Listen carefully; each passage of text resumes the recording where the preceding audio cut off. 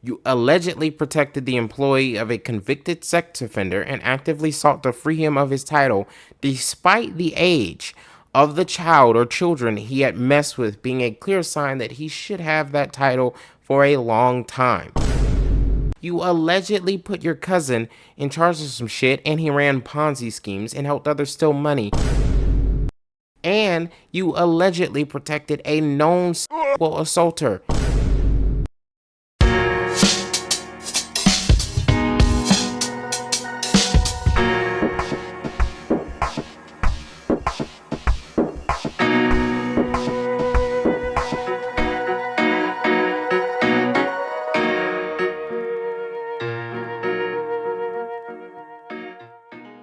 What's up, everybody? Welcome back to the Minx28 YouTube channel, and I'm working on a couple of video essays, which, and that's technically not what this channel started out as, but it's what I kind of wanted it to be. So be on the lookout for those. But more importantly, Dogpack404 has released another video about Mr. Beast. I gave a warning at the end of my previous video on Dogpack and his videos with Mr. Beast. And I think my warning came true. And the weirdest part, or I guess the craziest part, this is not everything Dogpack intended for the video about SM and SA. This isn't everything. This is what he's run through lawyers. Like, it's crazy. You're crazy, man. You're crazy. But yeah, here's the video. Okay, today I'm going to be covering Mr. Beast's secret CEO, James Warren, and his involvement in SA and SA cover-ups, like the one including his best friend, LaKoya Hill, who also happens to be Mr. Beast's secret chief operating officer, or was. And then I want to touch on the man himself, Jimmy Donaldson. Mr. Beast has very publicly and transparently been engaging in a massive cover-up, deleting a lot of evidence, and I think a lot of this cover-up is going sort of completely under the radar. We're not even aware of what's being swept under the rug, and they're getting away with hiding and deleting evidence. First off, not a very flattering image of Jimmy there. Dude just has like creepy serial killer face to me, like just to be honest. I think that is another reason why I never really watched him. Also, Dogpack is doing some next level journalism. Man's got connections, receipts, photos, full on fucking storyboards as he develops the Mr. Beast Downfall cinematic universe over here at like a very cool Kevin fucking Feige. Second off, I did hear some things about him hiring Harvey Weinstein's lawyer, and honestly, that's like just a huge red flag to me. Like, I was like, okay, he's in the shit. Like, he's really in the shit. That's like, someone like 5 years after O.J. Simpson, that was maybe in the NBA instead of the NFL, or a former NBA player, hired the same lawyers as O.J. after being accused of attempted murder. Sure, you might have never went through, but, I mean, you tried. It doesn't fit. If it doesn't fit, you must acquit. Party on the chopping block essentially knows that a storm is coming and they need someone who kind of like knows the waves to guide them through. He's hiring the best possible pilot to get his name and his company through the storm. Third off, the cover-up allegations. Right now, outside Reddit boards and threads on other niche sites, Dogpack404 is kind of the leading pusher of this like cinematic universe, this story of events. There's obviously smaller channels who are doing the same thing that are also assisting Dogpack, and he quotes one of them in his video. Specifically, that surprise witness on YouTube, she's been super helpful in like behind the scenes, just submitting freedom of information requests and just helping me out a lot in general. She's super nice, super smart. Like I've always wondered what's the reason this stuff has been hidden for so long, and this video kind of clarifies a lot of it. Like with Ava Chris, it was a different situation because it was someone that was a public personality, right? It was someone we knew was involved in the videos, and We knew that they were more like talent than they were kind of a background controller. In this video, however, you see why it's not hard for him to hide this stuff, especially with someone like James Warren on his side, who's his fucking cousin, or the other guy that he brings up, Latoya. And like speaking on James Warren, whom, DogPack claims has an alleged history of abuse and is described as a literal psychopath, right? I heard that he's very aggressive. I've heard him referred to as a psychopath who screams at people and hits his girlfriends. There's allegedly domestic violence charges that were filed against him. And I say allegedly because it turns out there's a lot of people in North Carolina named James Warren who assault their girlfriends, I guess. So I'm still having people look into these cases. Oh, no. Oh, no. And with that alleged story, if even half of it is real, this James Warren guy is a real problem. Look, people these days, especially millennials, Gen Z, hell, even some Gen Xers, are not for the bullshit in a workplace, right? Sometimes, something crosses a line. We more than are like ready to speak out.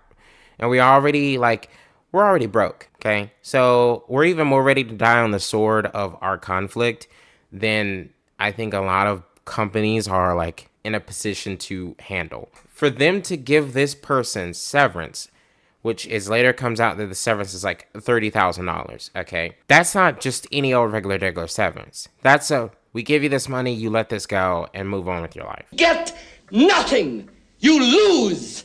Good day, sir. Severance. Again, allegedly. That is a sign if it did happen that Warren crossed a massive big line for this to all, like a big legal line, not a moral line, a moral line too, but a big ass legal line. So anyway, I just want to get that out of the way. But what's not allegedly is that James Warren was the former COO of acquisitions of a real estate investment firm called Greenstone Ventures LLC, which is one of the businesses listed in this indictment of his former business partner, Joshua Hutchins, who was sentenced to 10 years in prison for running a real estate Ponzi scheme. Ponzi schemes are great up until they just go bust. So before working at Mr. Beast, James Warren was involved in a literal fraud. In fact, he's actually mentioned in the court transcripts of this case. This is the sentence hearing for Joshua Hutchins. I'm going to highlight testimony from just one of these victims, a retirement age woman named Sylvia.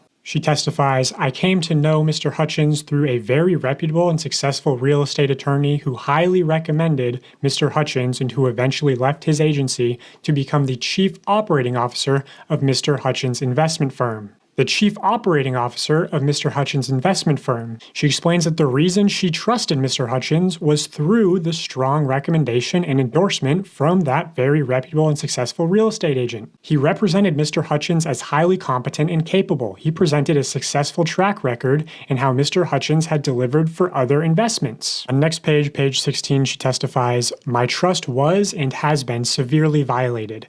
This is the equivalent of financial. Many of us entrusted Mr. Hutchins, who we've come to know to be fraudulent. Just $1.3+ million of worthless paper signed by him fraudulently misrepresented in the courts." So Hutchins was convicted for soliciting investment monies by telling victims that their money would be put to work on a specific property. In fact, Hutchins did not put all the investor funds to work on the property on which the investor was solicited to invest, and instead regularly used investor funds on other properties or personal expenses. So anytime someone gets involved in a leadership role within a Ponzi scheme, as much as I like to say rehabilitation is a real thing, many crimes can draw someone back to the same crime simply by the ease of the crime itself. That's a fucking law! When you do a crime, you go to jail! You're not canceled! You're a criminal! It is much easier to take money from people and not provide them with something in return. Ask a robber in jail, ask a Wall Street investment banker from a big firm, ask the manager of a local bank, or ask someone like James Warren.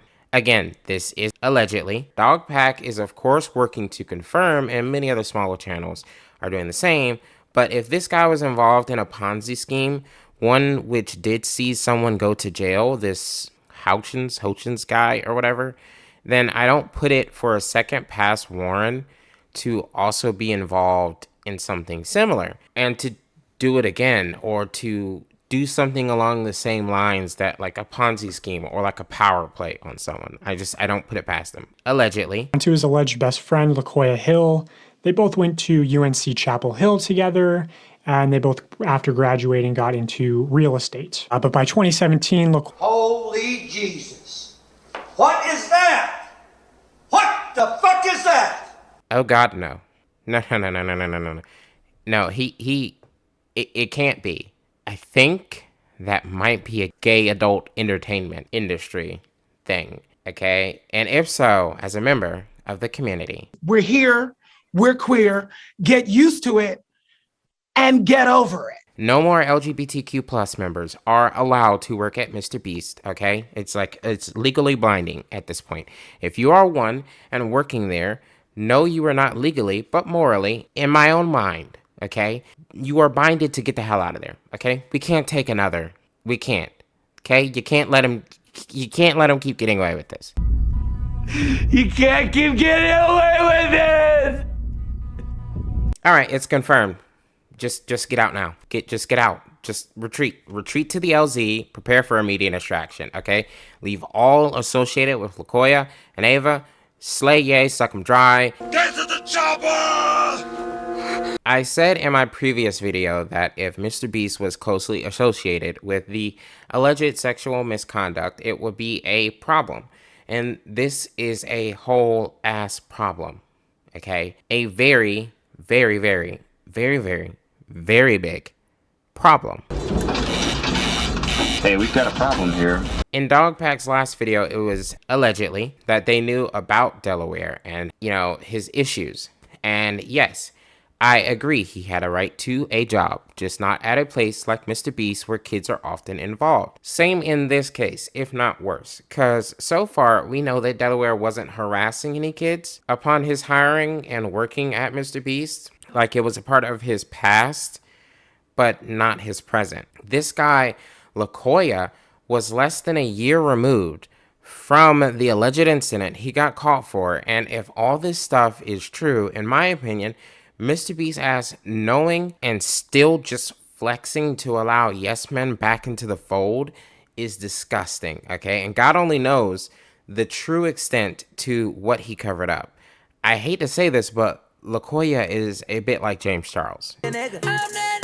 Gay guys that press straight guys and try to make them engage in homosexual acts are the worst, okay? And they will commit themselves to that tactic multiple times because they just assume that either A, they're good looking enough, like no one can deny them, or B, they're power tripping assholes, okay? And they think that it doesn't matter about someone else's personal boundaries. What they want matters more than everything else. Like, it doesn't help the cause, it doesn't provide any sort of progress. And moreover, it violates the boundaries at the end of the day of someone in an entirely different community. Thankfully, LaQuia has been let go seemingly, so at the very least, this rampage is over. Straight guys at Mr. Beast can unclench their butt cheeks. they had this sort of leaked email where they say, therefore, along with Jeff Hausenbold, our new president and COO, right? Alluding to the fact that LaQuia Hill is no longer working there.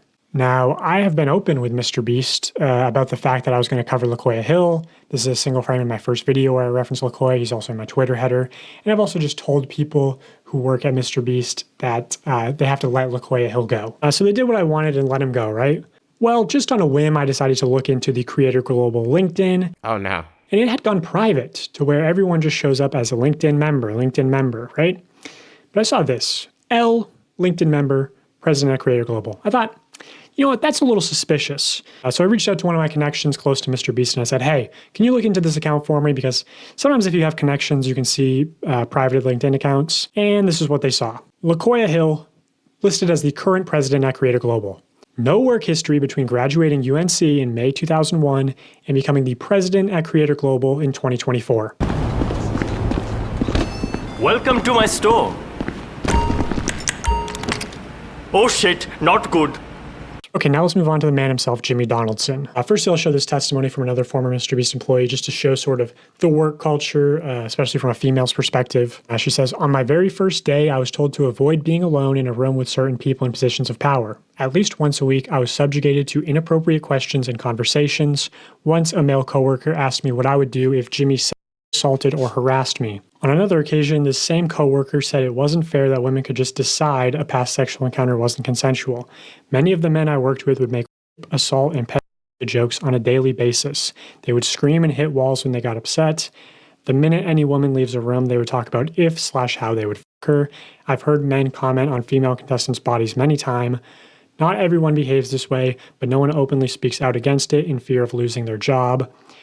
If you complain about any of this, you'll be shamed for being too sensitive or just ignored. You can't take anything to HR either because Jimmy's mom runs it. It's pretty common for people to essentially get paid to leave and stay quiet if they make enough noise about something. There is no employee handbook, by the way. If you ask for one or what the company's policies are, they just tell you to ask them and they'll let you know if anything is against the rules. But again, there's nothing in writing, which is true. The leaked document is just the production manual, not given to all employees. One, why is your mom head of HR, Jimmy? Like, why is that a thing? Are you stupid or something? I'm as stupid as stupid does. The amount of conflicts that creates is insanely massive. I know HR companies are not there to protect the employee, they are there to protect the company. But they also should be somewhat absent from the influence of the leadership outside business decisions. Like, your mom cannot be absent of your business decisions and be your mom at the same time. Plus, it's way better than what she usually makes. Hey! I am your mother! And no employee handbook at a company as large as Mr. Beast, that will be a sign to me to literally quit as soon as I'm off at the job and I take it and I come in and I'm expecting in my HR meeting where I get onboarded to get like a employee handbook, or maybe it gets emailed to you, just something so you can have it for your records and they can say they gave it to you. You don't get that. Like, it's not that I blame others for staying. Okay. I understand. I get it. It's enticing to work for Mr. Beast because you're thinking in your head, it might bring all these benefits. Jake Weddle alluded to it, how it's like, he did the video even after all his past issues with the Mr. Beast videos, solely because he was like, I'm going to be the center of content in a Mr. Beast video. Of course I'll do it. Like, it sucks. It sounds crazy. It sounds insane, but I'll do it. So I don't blame people for staying there, even after they like learned that there was no employee handbook. But at least for like production staff, office teams, like maintenance staff and support staff, obviously maybe not the quote unquote talent who appears on camera most of the time, and it's kind of like the product of the brand. The back room people like should have an employee handbook, but they don't. Ask me and I'll let you know, is a pure anarchical state. Like, no rules in place like at work is a surefire way for exploitation to run rampant. As for the other stuff, to be honest, as someone who has worked in several jobs with a lot of guys being, the majority of the staffing, something that is very common across America, and I think kind of, I guess in a way, the world, just because the way society has propped men up to be this supposed provider, like women can't do anything. We all know that guys are, some disgusting motherfuckers when it comes to their fellow employees. Like, there's always more guys at a job that will talk very openly like creeps about a fellow employee that's female. Like, I have heard coaches speak on athletes at a previous job about how they looked so good and then ask, what do I think? They asked me what I thought. And I'm looking at them like, I was already disgusted with them, but I'm looking at them like, no, you're not getting a comment out of me on this situation. Like, not only do A, I not want to lose my job, but B, I'm not disgusting like you. Thanks. It's just, this isn't something that's new. It should be something that is like old and tired, but it's not. Anyway, here's Justice's testimony. I only hung out with Jimmy a handful of times, but he definitely was a little more reserved around me because I wasn't a part of his inner circle, or the boys club as it's called. I did hear Jimmy straight up say that the guy making a documentary on him right now has footage of him saying stuff that would absolutely get him canceled. It's just a well-known thing the boys club is misogynistic and looks down on women in the company despite what they might say publicly. Behind closed doors, the women in the company know that the culture is a problem. I have heard multiple stories of Jimmy being directly informed of SA happening at the company and proactively working to keep it quiet, so just directly implicating Jimmy in the SA cover-ups. LaKoya with an 18-year-old straight assistant, so she's one of the people corroborating that story. Ava told Jimmy about a time she was essayed by another talent member on a private jet, and talent members/employees making advances towards contestants was a regular occurrence. The reason all of this was able to happen for so long is because Jimmy is deeply misogynistic and only respects what he considers to be traditional women. He pushed those values into the company when he created it, and it resulted in several SA allegations we know about, and probably a lot more we don't know yet. Which I will say, a lot of the SA allegations are still not public. And so the cookie crumbles, down to the inevitable misogynistic, red pill lingo, edgy, wannabe alpha male, but never have the confidence to fit whatever the hell that is. And of course, Jimmy is helping cover these things up. Allegedly. I mean, Jesus Christ, everyone accused of doing bad things is quite literally his inner circle, right? He not only had to know, but he had to be assisting them in navigating like this process. Even if it was just because he wanted to protect his brand, even if it was just because he was worried about what would happen if people found out that Mr. Beast was just a sexual assault factory and was worried about maybe the employees that weren't involved. Covering it up is not the solution. Exposing it, terminating the employees involved, turning over any evidence you have to the authorities, and supporting the victims is your obligation, Jimmy. It's your entire purpose, because you are responsible for the well-being of these people when they're at their workplace. It's on you. It is. Your name is everywhere. You are the brand.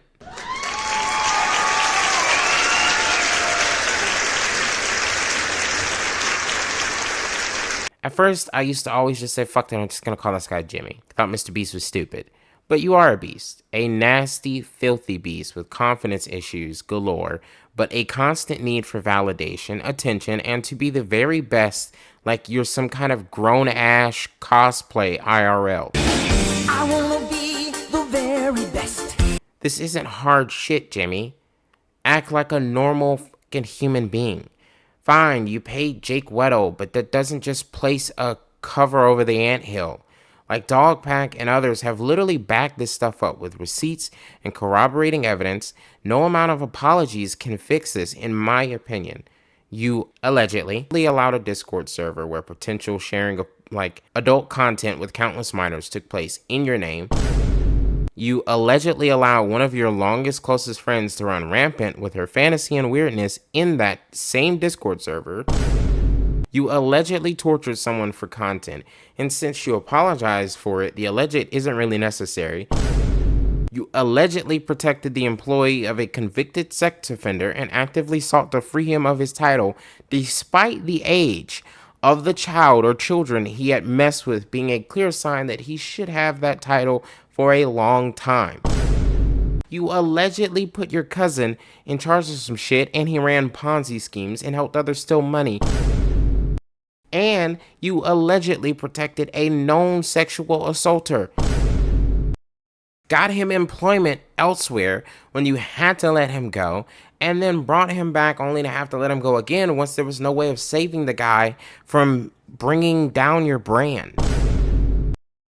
You are wrong as hell, and to be honest, YouTube should ban your channel until legal inquiries into the situations are completed.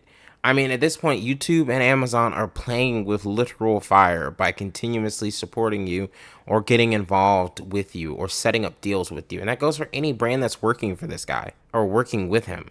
I just want to touch on this briefly. So Maddie Spadell, who's Mr. Beast's very public ex-girlfriend of 2.5 years, posted this on her Instagram story. She doesn't mention Jimmy by name. It's sort of vague. I think probably either because she's under an NDA or maybe she's just testing the waters to see how people respond before sharing more information. But also, it's like not that vague if you have reading comprehension and can read context clues. She says she spent years being quiet, never acknowledging that time in her life. 19 to 21 are formative years. It impacted how she saw herself and how she trusted men. Months of therapy. She says how he treats other women will ultimately be how he treats you. So how does Jimmy treat other women? I don't really get along with women. I don't really get along with women. I don't really get along with women. Well, women are stupid because they're inferior to men. That when she and a group of contestants who were menstruating during the event had asked the production staff about getting their underwear more quickly, she had been told that it was not a medical emergency. You'll never actually respect a woman, but just act like you respect them. My God. Mr. Beast withheld my birth control. I have ovarian cysts. You can't just stop taking birth control. I don't really get along with women. Also in this podcast, Jimmy goes on to talk about his relationship with his current girlfriend, Tia, in very weird ways, in my opinion. For us now, like an idea of a date is just to like take an IQ test and then study and see if we can get a higher. An idea of a date is just to like take an IQ test. And then she was like, I'm an author. And I was like, fuck yeah, good. She has a hobby. And then I just DM'd her. I was like, oh, so your book, can I read it? She sent it over, read the whole book, and it was just like acting like it was the greatest book ever. I don't really get along with women. It's all of our jobs to protect our friends, our moms, our wives, our sisters, our daughters, ourselves from people like that. That's a pretty clear statement, if you ask me. First off, that was young Jimmy, and YouTube really didn't flag this shit down from the jump before the rapid overblown rise. Like, that is literally insane. Guys who don't understand women, why is it that they always have an opinion on women? Like, if you don't understand women, if your brain can't evolve past your middle testosterone phase when you were in middle school on the topic of women, then maybe you should get help, touch grass, not ass, and understand that anything you say in women from that point forward is literally invalid. To the girl he is talking about where he says he acted like he liked her book, I mean, let's be real. You took the time to read her book, even if the book was just 20 pages and was a children's pop-out book. You put in the effort for what? Just to get a nut? You waste the time of your life to something you don't really give a shit about to nut, which is something you could have done with lotion in your right hand in less than, 15 seconds. Or a damn pocket light. And by pocket light, you know what I mean. Misogynists go the extra mile always to gain something they could have gotten another easier way. There's escorts. There's street women or men. There's just street corners you could put yourself on. Hell, there are people out here who openly just love having sex and will let you have sex with them for free if you look in the right places. You got a gay guy that you were defending that was an awful person. Ask him. Grindr is literally just a sex board. Craigslist had a sex board. All of these random different websites and stuff. Meet hot moms and shit in your area. Hell, I am sure you knew an OnlyFans girl or two who would just love to have the ability to say they had sex with you, but instead you went and dated these girls and never gave a shit about them truly beyond probably sex and serving you, allegedly. What is the point? But I want to focus in on this part where they say, therefore, along with Jeff Hausenbold, our new president and COO, we will be hiring a new chief human resource officer, chief financial officer, interesting, and general counsel, along with other roles to add capacity and competencies to foster a better internal culture as we continue to grow. So what's interesting about this is that the only person named in an initiative to foster a better internal culture is Jeff Hausenbold. But what's ironic about this is that Jeff Hausenbold has been in the news previously for the internal culture that he helped create as managing partner at the SoftBank Vision Fund. Here's New York Post. Nasty executives shaped macho culture at SoftBank Vision Fund. And here's Bloomberg Businessweek. SoftBank Vision Fund employees depict a culture of recklessness. It has also been described as an environment of sycophancy and harassment. So seemingly all the problems that people have with Mr. Beast's internal culture.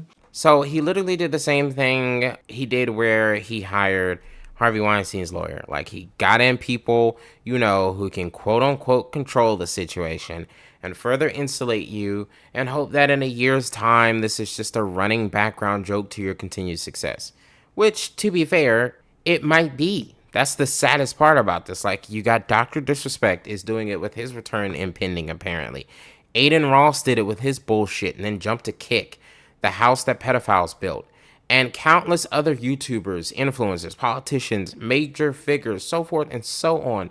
As a society, the shittiest people are continuously allowed to, like, rise, and the good people just, like, wallow and let it happen. Or don't hold someone's feet to the fire long enough for it to have an impact. Like, in the video, Dogpack goes on to read from an article about this dude that reads, "He's also gotten away with some questionable behavior. In a discussion about whether to invest in that stationary bike startup, Peloton Interactive, Inc.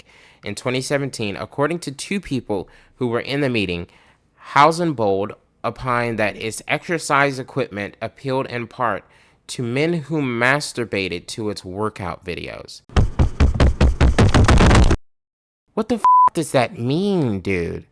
Why are these people always so weird? This shit needs to be studied. Like, why are rich people, like, more often than not, just so weird? This is why I don't believe billionaires should exist. This is why I say that, like, that there should be, like, a cap on the top net worth, okay?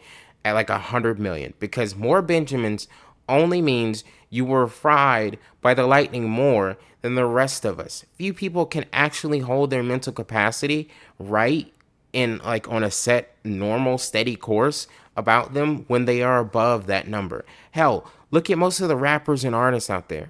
They are worth way less in a lot of cases. Some well-known artists with 3 to 4 hits be worth only like $20 to $50 million and still be literally insane. So this is all he could share, Dogpack 404, right now after talking to lawyers, victims, and other former employees and witnesses. This isn't apparently the full suite of accusations of SM and SA in the Jimmy Spear, and to be honest, that has me extremely worried. Like, how deeper can this rabbit hole go? Like, allegedly. Is there a dead body in the basement of Mr. Beast Studios? Like, what the hell is going on over there? Like, do we need to send in a SEAL team? And Mr. Beast, I don't know, dude. You should probably no longer make videos. And you were not built for the fame you have acquired. And you were not built to be a leader. And judging by your behavior, allegedly, you might need to face some legal repercussions. Just my opinion. The saving grace here is, so far, you yourself haven't been accused of doing SA or SM. You've just kind of been accused of knowing people who do it. So anyways, that is this coverage of the Dogpack 404 most latest video. I believe the next video is probably going to take same amount of time, because it seems Dogpack 404 is trying to cover all his bases. You know, every testimony he's only used from verified sources and whatnot. He's had lawyers go over what can and cannot be said. So I'm sure it'll take some time before we see the rest of the situation. It doesn't take as much time to like and subscribe.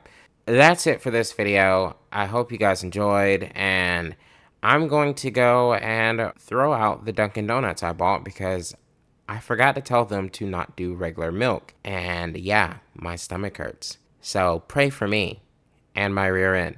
All right. Bye.